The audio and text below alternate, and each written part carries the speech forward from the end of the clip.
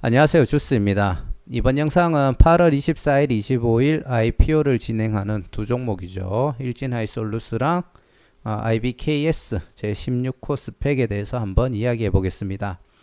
일진하이솔루스는 환경사업 분야, 매연 저감 장치 같은 것들로 매출을 일으키다가 2018년도부터 현대넥소 수소차의 수소탱크를 독점 공급하면서 큰 성장을 하고 있는 기업이고요. IBKS 제16코 스펙은 다들 아시다시피 스펙주입니다. 스펙주는 합병 이슈가 없는 이상 사실 크게 주가가 상승할 일은 없는데 최근에 스펙주 이상 과열 현상이 있다 보니까 충분히 수익이 기대되기 때문에 간단하게 스펙주에 관해서 체크를 해보도록 하겠습니다. 일진하이솔루스는 앞에 보이는 사진에서 보시다시피 현대차 로고 보이시죠? 이게 현대차 현대수소차 넥소 모델이고요. 이 모델의 수소 연료 탱크를 공급하면서 최근에 아주 급속한 성장을 하고 있는 기업이고요. 일진하이솔루스에서 만들고 있는 이 연료 탱크가 타입4라는 모델입니다. 플라스틱 같은 것들 소재를 계속 감아서 만들기 때문에 굉장히 연료 탱크 치고 가볍고요. 그러면은 약하지 않을까라는 생각을 할 수도 있겠지만 내압을 700바까지 견딜 수 있을 정도로 튼튼하다고 보시면 됩니다. 이 타입4라는 제품이 수소연료 탱크 중에 가장 최신 모델이라고 보시면 되고요. 이것을 생산할 수 있는 기업은 일진하이솔루스와 도요타에서만 생산이 가능합니다.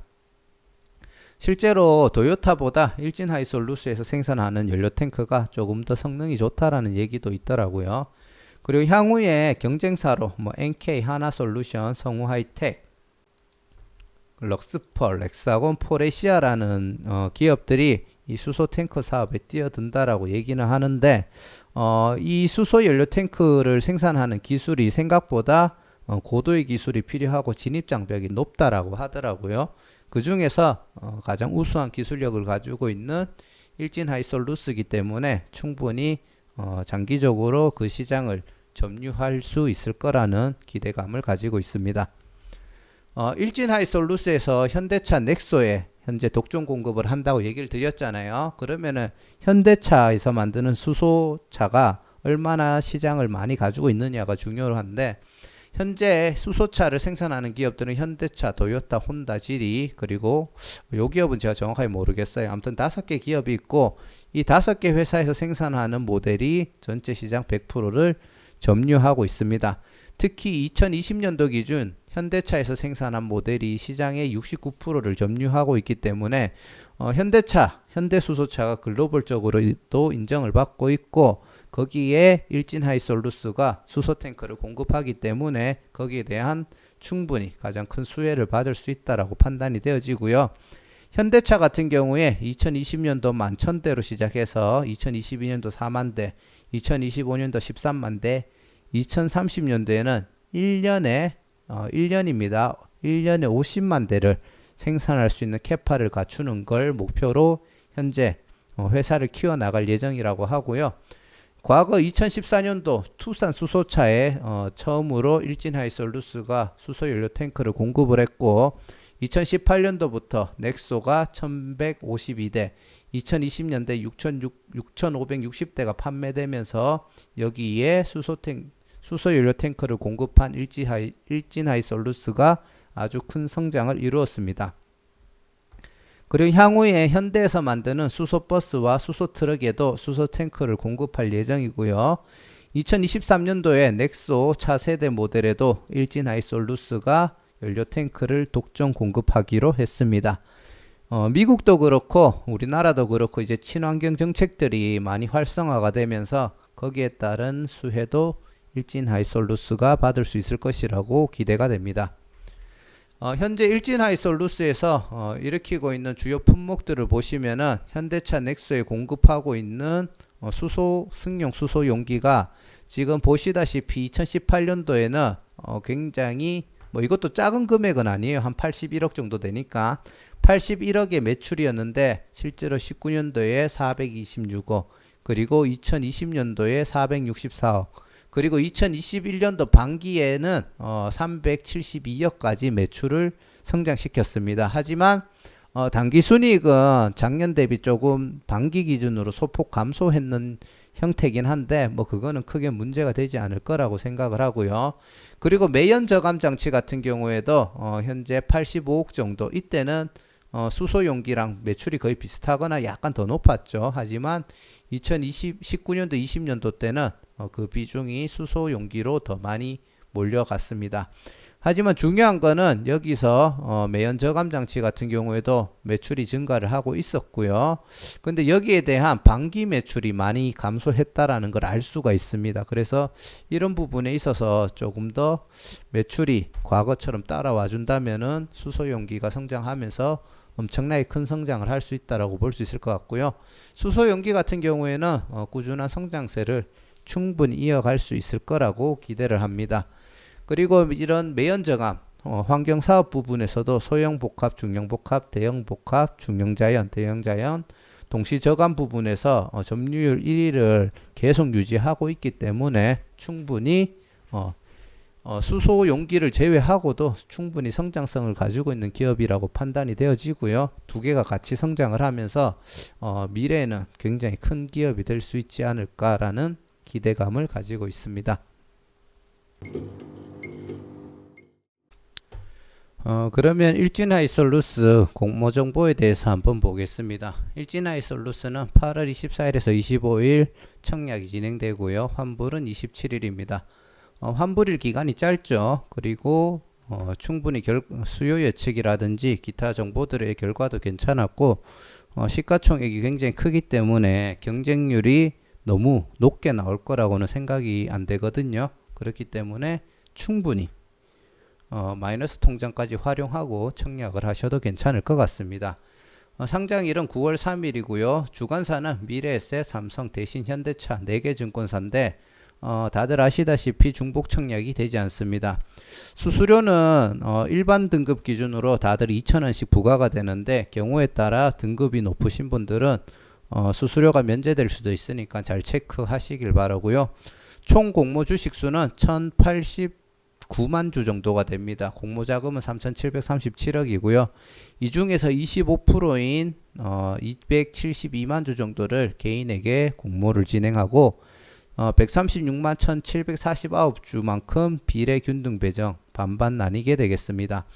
여기서 주의해야 될 점은 우리 사주가 높은 확률로 미달이 될 가능성이 높거든요. 그렇기 때문에 실제로는 이 주식수보다 훨씬 더 늘어날 거라고 생각이 되고, 이렇게 좋은 조건을 형성했는 종목에서는 사실 우리 사주가 들어와 주면은 저희 입장에서는 조금 땡큐라고 볼 수 있겠죠. 상장 후 주식수 같은 경우 3,631만 3,790주고요. 공모가 34,300원을 곱했을 때 시가총액이 1조 2,456억이 되겠습니다. 공모가 밴드 25,700원에서 34,300원이었는데 EV EBITDA 방식으로 공모가 밴드를 산정을 했고요. 실제로 한 건을 제외하고는 공모가 상단을 다 초과해서 제시를 했습니다. 거기에다가 경쟁률이 1471대 1이고 의무보유 확약 신청 비율이 61.52로 조금 믿을 수 없는 결과가 나왔는데, 실제로는 이렇게 되면 공모가 밴드 상단을 초과해도 다들 그러려니 했을 겁니다. 근데 다행히 상단이 됐기 때문에 이래저래 봤을 때 개인 투자자에게는 호재가 아닌가라는 생각을 들고요. 상장일날 유통 물량이 871만 주, 그리고 24%가 유통 가능한 물량으로 되어 있는데 이 기준으로 2,990억입니다.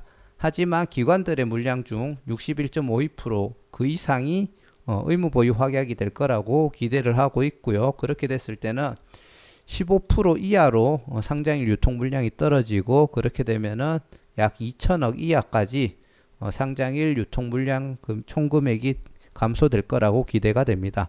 환매 청구권은 부여되지 않고요. 구주 매출은 총 363만 주, 전체 물량의 3분의 1인데 일진 다이아몬드라고 최대 주주의 물량이 구주 매출로 나옵니다. 이 구주 매출 같은 경우를 발생을 시키고도 상장 후에 최대 주주의 물량이 50% 이상이 되기 때문에 그렇게까지 나쁘지는 않다라고 생각이 되어지고요. 2020년도 기준 단기순이익이 155억 7,900만원 정도가 됩니다. 이 기준으로 PER을 구하면은 79.95, 다소 높은 감이 없지 않아 있죠. 하지만 동일 업종 평균이 85.01이기 때문에 뭐 거의 근사치 정도까지 왔다고 보시면 되고요. 장외가 기준으로 시가총액이 2조 5,420억입니다. 그 기준으로 163이 되기 때문에 이 부분은 많이 높다라는 생각이 드네요. 장외가 같은 경우 38 커뮤니케이션 어제 기준으로 6만원, 오늘 기준으로 5만 5천원까지 형성이 되어 있고요. 증권플러스는 현재 7만원까지 형성이 되어 있습니다. 증권플러스에 10만원 또 있기는 있었는데 사실 요거는 크게 신빙성이 없다라고 판단이 되어서 제가 제외를 하고 7만원 기준으로 장외가 시총을 계산을 했고요. 중복 청약으로는 IBKS 제16 코스펙이 있습니다. 사실 이 정도 조건이면은 따상 정도는 기대할 수 있을 거라고 보고 있는데 사실 큰 의미를 두지는 않지만 그래도 신경 쓰이는 장외가, 공모가가 34,300원인데 더블만 가도 68,600원이죠. 근데 장외가가 실제로 7만원 미만으로 거의 다 형성이 되어 있습니다. 그렇다 보니까 조금 찝찝하기는 한데 개인적으로는 충분히 더블은 간다라고 거의 확신을 하고 있는 중이고요. 상장일 따상뿐만이 아니라 그 다음 날까지도 그 기세가 이어지지 않을까라고 생각을 하고 있습니다. 하지만 따상상까지 간다고 하면 PER이 엄청나게 높아지거든요. 그렇기 때문에 조금은 주의해 볼 필요가 있겠다고 생각이 됩니다. 청약 한도를 보시면은 미래에셋은 일반 우대 등급이 있고요. 8억 5천에서 17억까지 청약이 가능하고요. 삼성증권은 온라인부터 우대 등급까지 해서 4억 6천에서 18억까지 청약이 가능합니다.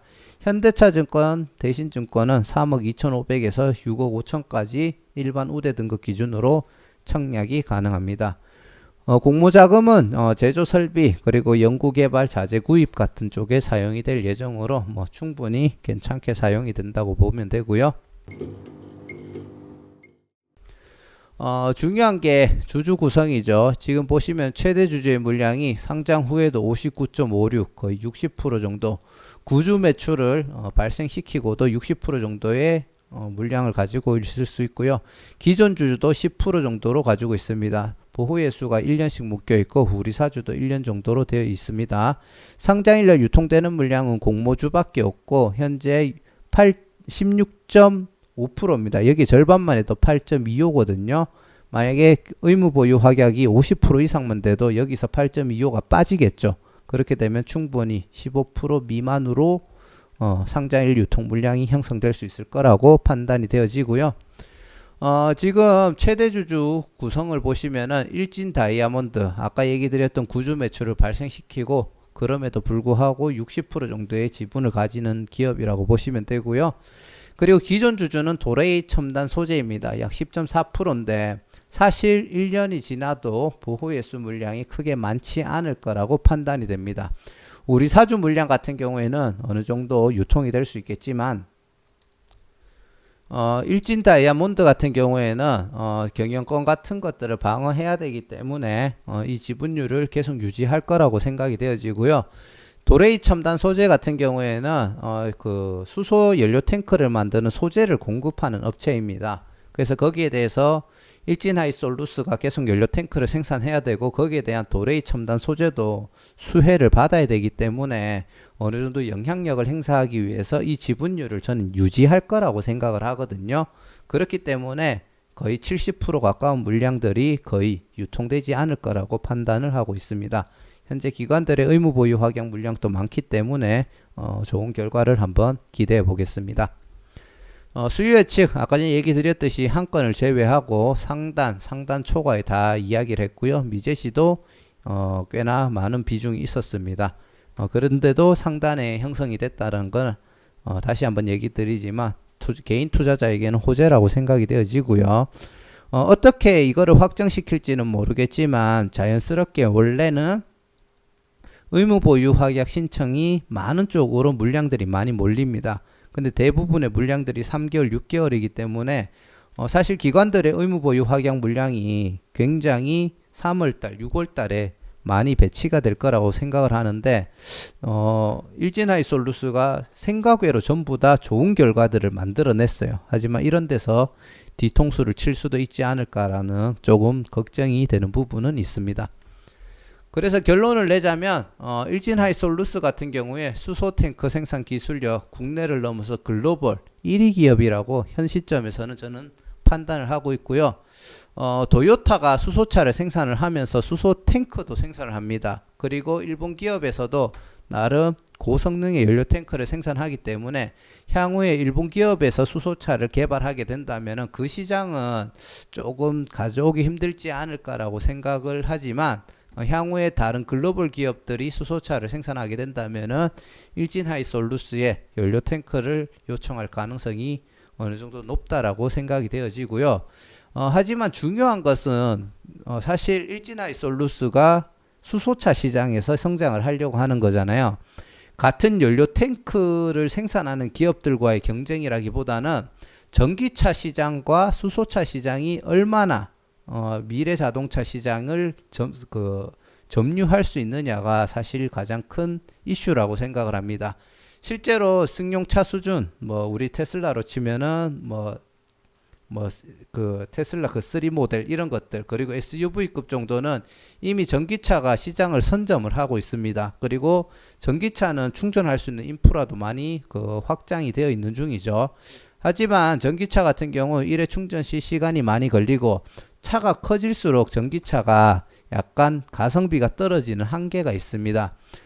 수소차는 아직 시작 단계이지만 위험하다는 선입견과 아직 개선돼야 될 사항들이 많다라고 하더라고요. 아직까지 처음 시동을 켜고 가속을 할 때 가속이 잘 되지 않는다라는 그런 것들이 조금 있기 때문에 그런 부분에 있어서 개선이 돼야 되고, 많은 사람들이 수소 그러면은 뭔가 폭탄 같은 이미지를 가지고 있기 때문에 굉장히 위험하다는 선입견들을 가지고 있고, 저도 아직 그런 선입견이 없지는 않거든요. 그렇다 보니까 그런 이미지 개선이 많이 필요할 거라고 생각이 됩니다.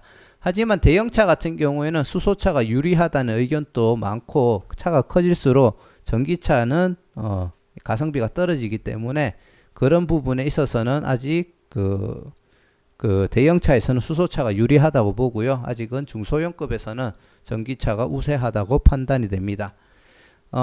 전기차가 만약에 배터리 충전 시간을 단축을 하고 대형차에서도 충분한 출력과 운행 시간을 확보를 하게 된다면 뒤늦게 뛰어드는 수소차 시장이 굉장히 작아질 가능성이 높다라고 판단이 되고요. 빠르게 수소차가 안전하다라는 인식을 많이 심어주면서 중요한 거는 충전소 인프라를 빨리 구축을 해야 될 거라고 판단이 되어집니다. 거기에 맞춰서 차량 성능이 개선이 된다면은 굉장히 많은 현재 전기차가 먼저 선점하고 있는 시장들을 가져올 수 있을 거라고 생각을 하고 있습니다. 그래서 결국은 연료 탱크 경쟁사 대 경쟁사의 싸움이 아니라 전기차 대 수소차의 시장 점유 싸움이 되지 않을까라고 생각을 하고요. 개인적으로는 아직까지는 전기차가 조금 유리하다고 생각을 합니다. 하지만은 충분히 상장일날 좋은 흐름은 예상이 되어지고 중장기적으로도 충분히 성장을 기대하고 있는데, 그 이유는 뭐냐 하면은 전기차와 수소차의 시장 경쟁이 단기간에 끝나지는 않을 거라고 생각을 해요. 그래서 일부에서는 수소차를 계속 밀 것이고 일부에서는 전기차를 밀면서 자연스럽게 두 개 시장이 초반에는 같이 커질 거라고 보거든요. 그래서 거기에 따라 일진하이솔루스도 충분히 크게 성장할 수 있을 거라고 생각을 합니다. 자, 그럼 IBKS 제16호 스펙에 대해서 한번 마지막으로 얘기하겠습니다.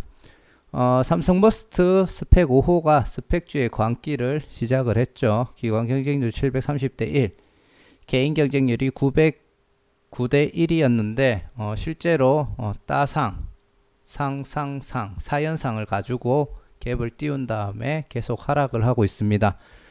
제가 그때 당시에도 한번 얘기를 드렸지만 공모주는 스펙주는 2,000원 그 이상도 그 이하의 가치도 합병 이슈가 있기 전에는 없습니다. 근데 이렇게 올렸다는 거는 이제 주포들이 만든 가격이고, 이제 제 가격을 찾아가고 있는 중이라고 보시면 되고요. 하지만 이런 분위기를 한번 맛봤기 때문에 그 광기가 이어진다고 보시면 되겠습니다. 그래서 삼성 하나플러스 제2호 스펙도 삼성 스펙주에 이어서 굉장히 큰 상승을 보여줬지만, 보시다시피 삼성 머스트 5호는 12,450원까지 갔는 반면에 하나플러스 제2호 스펙은 7,140원까지 갔습니다. 그리고 삼성 머스트 스펙 5호는 계속 하락 추세를 보여주고 있고, 하나플러스 제2호 스펙도 3,600원까지 왔다가 다시 4,600원까지 상승을 해줬죠. 사실 이런 상승도 개인적으로는 조금 이해가 안 됩니다. 하지만은 이런 상승을 만들어 줬다라는 거는 아직까지 스펙주의 시장이 광기가 꺼지지 않았다라고 판단이 되어지고, 그 이후로 IBKS 제16호 스펙이 충분히 청약을 해도 괜찮은 수익을 줄 거라는 기대감을 가지고 있습니다. 하나플러스 제2호 스펙은 기관 경쟁률 821대 1, 개인 경쟁률이 481대 1이었고요. 제가 여담으로 얼마 전에 동시 상장하는 종목들 중에 유리한 종목을 찾는 방법에 대해서 올려드렸죠. 그때 IPO 스탁에서 하나플러스 제2호 스펙 경쟁률이 51대 1이었어요. 잘못된 정보였는데, 이걸 기준으로 제가 수익률을 계산해서 보여드렸었는데, 그때 당시에 하나플러스가 조금 더 수익률이 좋았다라고 제가 이야기를 드렸는데, 실제로는 이 경쟁률이었죠. 그래서 카뱅이 수익이 더 좋았던 게 맞았습니다. 제가 그 교육 영상을 다시 올리기가 힘들어서 정정을 안 해드렸는데, 이 자리를 빌어서 한 번 더 정정을 해드리고요. 자, 이런 이유로 IBKS 제16호 스펙도 충분히 수익을 줄 수 있을 거라고 생각을 하고요. 제가 이전에 올렸던 영상에서 얘기 드렸듯이 일진하이솔루스도 굉장히 좋은 종목이지만 경우에 따라 IBKS 제16호 스펙이 더 좋은 수익을 줄 수도 있다라고 판단이 되어집니다. 충분히 스펙주 시장의 과열이 아직 유지가 되어 있다고 생각을 하고, 기관의 경쟁률이 1013대 1이 나왔다라는 것도 거기에 대한 반증이라고 저는 이야기를 드리고 싶거든요. 그래서 충분히 수익을 줄 수 있을 거라고 생각을 하고 있고요. 개인적으로는 삼성 머스트 스펙 5호만큼은 향후에 상승이 나오는 스펙주가 잘 없을 거라고 판단이 되어지고요. 하나플러스 제2호 스펙 정도의 수익은 주거나 그것보다 살짝 못 미치는 정도까지는 되지 않을까라고 생각을 하고 있습니다. 하지만 크게 넘어서기는 힘들 거라고 판단이 되어집니다. 자, 그래서 경우에 따라 일진하이솔루스보다 IBKS 제16호 스펙이 경쟁률이 월등히 낮으면은 비례 청약 같은 경우 IBKS가 조금 더 괜찮을 수도 있을 거라는 생각이 듭니다. 하지만 진짜 압도적으로 낮은 경쟁률이 아니라면 그래도 일진하이솔루스가 조금 더 확실하게 안정적이라고 판단이 되어지기 때문에 풀청약을 할 예정이고요. 균등 청약은 당연히 IBKS 다 들어갈 예정이고, 만약에 IBKS 16호 스펙 풀청약을 하시면은 4천만원, 우대 등급은 8천만원까지 청약이 가능하니까 그 점을 참고하셔서 괜찮은 전략을 세우셔서 좋은 결과가 있으시길 바라겠습니다. 자, 이상 일진하이솔루스 IBKS 제16호 스펙에 대한 간단한 제 생각을 공유해 드려 봤고요. 이 영상이 도움이 되어서 청약 계획을 세우시는데 도움이 되었으면 좋겠습니다. 감사합니다.